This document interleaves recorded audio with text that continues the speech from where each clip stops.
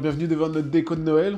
Oui, c'est ça. On aime trouver des pièces de puzzle et imaginer le puzzle. On a eu la folle idée de développer la marque en upcycling d'objets. Pour cette première collection, on a fait des lampes parce que c'est vraiment, je pense, un des objets qui nous fascine le plus. Quand on chine, c'est vraiment des éléments indépendants qui seuls n'ont pas trop d'intérêt. Pour réussir à avoir une vision globale de ce que ça peut donner, on chine des matières surtout de qualité et des designs qui peuvent nous paraître intéressants. Notamment, je pense à la lampe avec cette assiette en verre très travaillé. Et l'avantage de la lumière, c'est que ça vient mettre en valeur tous ces détails. Pour cette lampe-là, on avait trouvé les barres en métal sans avoir aucune idée. À quoi ça servait? Ah bah non.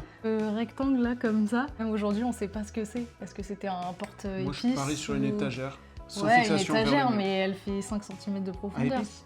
Oui, à épices, je pense. Là, ça devait sûrement déjà être un genre de spot. Et ça, c'était Un couvercle de fait tout. On peut voir le dos.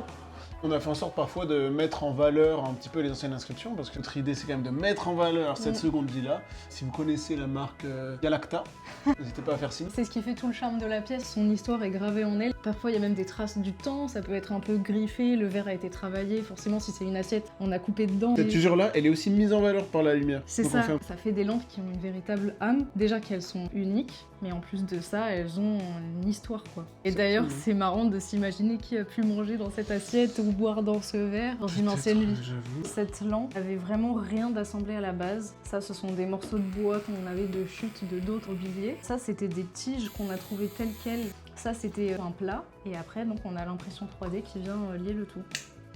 La ligne directrice qu'on avait, c'était métal chromé, verre ouvragé et bois brut. Donc, c'était notre première collection de lampes. Pas la dernière. Non, c'est sûr, on a d'ailleurs très hâte et il y a déjà des designs qu'on a prévus. Si vous voulez voir les lampes plus en détail, rendez-vous sur le site. Et j'espère à très bientôt pour la prochaine collection. Ciao ciao.